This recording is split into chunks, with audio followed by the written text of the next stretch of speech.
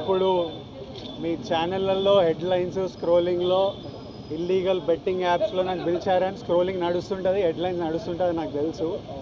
కానీ ఫస్ట్ దాన్ని gaming apps clarification గురించి విజయ్ దేవరకొండని పిలిచారు అని ఫస్ట్ ఆ హెడ్లైన్ మీరు నా గురించి మార్చాలి.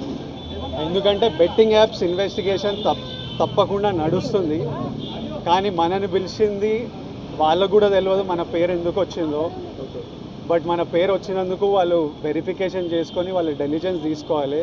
మనం చేసింది గేమింగ్ యాప్స్కి ఎండోర్స్మెంట్. గేమింగ్ యాప్కి బెట్టింగ్ యాప్కి అసలు సంబంధమే లేదు.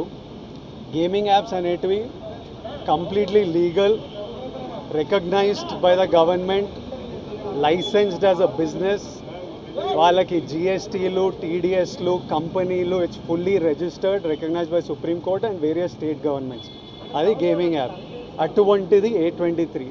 ఇప్పుడు క్విక్గా డౌట్ ఉన్న వాళ్ళకి క్విక్గా మీరు గూగుల్లోకి వెళ్ళి టాప్ గేమింగ్ యాప్స్ అని కొడితే కొన్ని వస్తాయి. A23తో సహా My11 Circle, Dream11, NPL, జుపీ ఇట్లాంటివి కొన్ని వస్తాయి.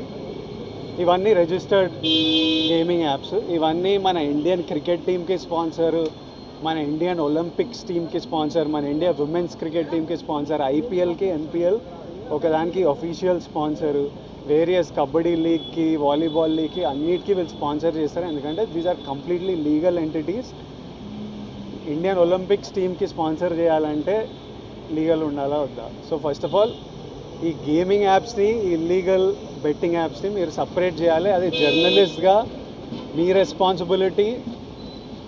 నా మీద మీకు ఆ రెస్పాన్సిబిలిటీ ఉండాలని కోరుకున్నా. కానీ మన పేరు వచ్చింది కాబట్టి కొన్ని క్లారిఫికేషన్స్ అడిగారు.